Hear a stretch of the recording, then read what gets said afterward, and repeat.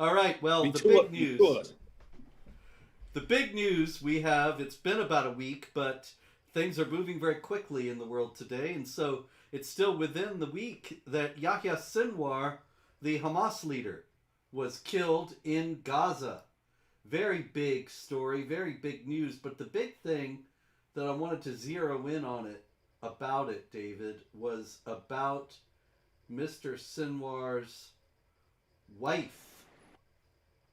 And you no doubt heard about this. This is Mrs. Sinwar, and she's going through a terror tunnel in Gaza. And what has she got there, David? Oh, her $32,000 bag? That's it. Not only is it a $32,000 bag, but my extensive contacts in the high fashion industry tell me that you cannot even buy this bag until you have already spent an additional $32,000 at Hermes. Then they'll let you plunk down another 32 for this bag. So this lady has spent at least $64,000 at Hermes for high fashion. Must be, must be nice. Well, where do you think the money came from, David? I don't know. It's just big money in jihad. Makes me want to go become a Hamas leader and not a Hamas fighter because those guys all die. But the Hamas leaders, they all become billionaires and so on. So, oh, by the way, Robert, we do have a theory. So, Yes. they all announced this footage as Yahya Sinwar's wife entering the tunnel. But in the actual video footage, there's like a 6-year-old girl walking in front of that lady. And we're thinking maybe this is grandma. We don't know. Maybe the little girl is the wife. And that's actually like the grandma or something. We can't tell. We just don't know. But there was a little Oh, girl in the footage. well, that is a ghastly but all too real possibility when you're talking about jihadis. But the thing about the bag, David, I want to talk about the bag a little more. $64,000. Now, the $64,000 question here is, where does the money come from?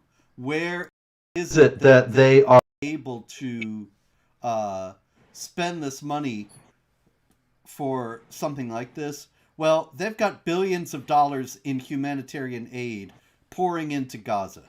And not only does Yahya Sinwar's wife have a $64,000 bag, a $32,000 bag to be sure, but as I explained, you got to plunk down another 32 to get it. Now, not only does she have that, but you take the top three Hamas leaders, the late Ismail Haniyeh, Khaled Mashal, and the other guy. What's his name? Oh, getting old here. Uh, Um, Hania, male Hania. Hanil Mashal, Musa Abu Marzouk. And they have Okay. 11 billion dollars between them. Now, what did they do to make that money? Are they masters of finance? Are they great industrialists? Did they invent a fabulous car? All they did was collect the humanitarian aid money that has been being showered on Gaza for years from the United Nations, the European Union, the United States, and others.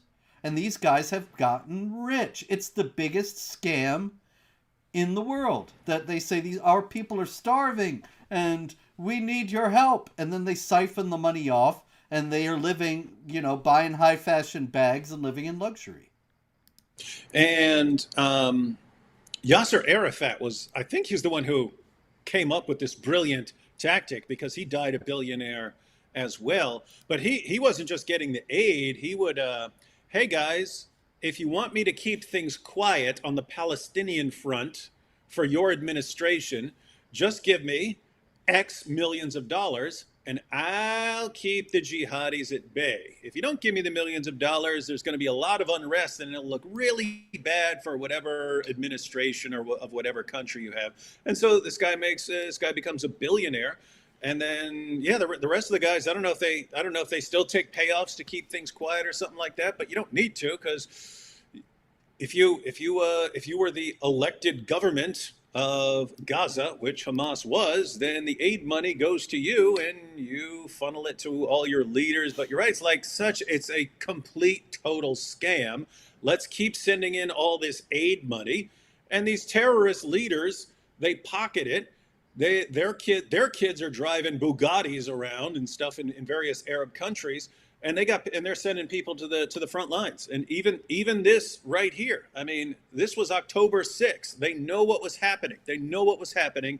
They're going down into tunnels to hide, and very nice tunnels with all the luxuries and amenities down there. But they understand, hey, we just have to go down there. We'll stay there for a few months until Israel gives up. Bunch of other people will die. Eventually, the world will get fed up and pressure Israel to stop. And then we come out of there and we spend our billions of dollars and live like kings and stuff. But it didn't actually work out for them that way this time. Now Not this time. they're all being killed. And the thing about it is, the money, we've gotten these constant assurances.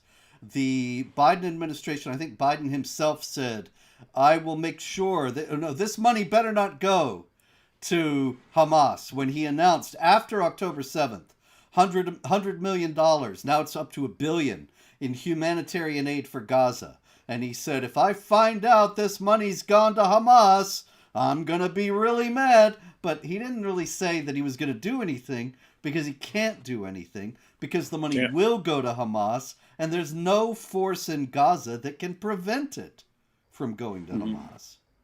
And so... Yep, just a disastrous situation. Yep. But these guys, looks like it's catching up with them. Looks like it's catching up with their plotting. Yes, indeed. And so that brings us to your old friend, David. Oh, what a dirtbag. Your old pal Andrew Tate. And he said, of course, this week that I can only pray for a death as heroic as Yahya Sinwar's.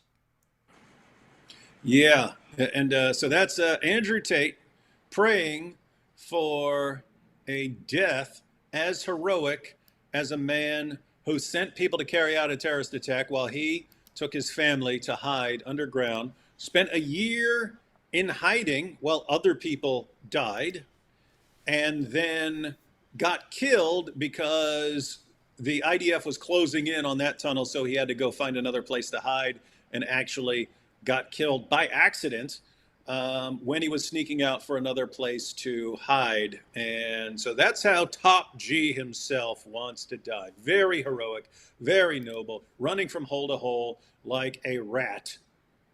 That's the heroic death that Andrew Tate wants. Sadly, he's going to spend a long time in prison, and he might not get the heroic death that he wants. Yeah, one thing you got to wonder is, does Andrew Tate mean that he wants to kill 1,200 civilians before, and then get killed by the forces that are trying to strike back against him? Does he want to go full jihad here? No, he's when it comes to stuff like that, he's a total coward. Like the Mohammed Hijabs and Ali Dawas of the world, who want to praise the jihadis, but would rather live comfortable lives far, far away from any dangerous ground. Which reminds me of Muhammad saying, "Oh, if it were up to me, I would get killed in jihad every day and die and come back and die and come back." But he never actually got around to it. No, and then he made the excuse, and he goes, "But if I go out to fight, then I'm going to have to leave other people behind, to guard the community, and they're going to be sad if they have to be left behind and not on the front lines with me. So I'll just hang back here and be banging my wives and slave girls while the rest of you guys go out and fight." Here we are, 1,400 years later. What are the leaders of jihad doing? They're hanging back, they're hiding, they're living in luxury and so on, while other people go out and die in their place. Muhammad truly is the pattern of conduct. Yep, the excellent example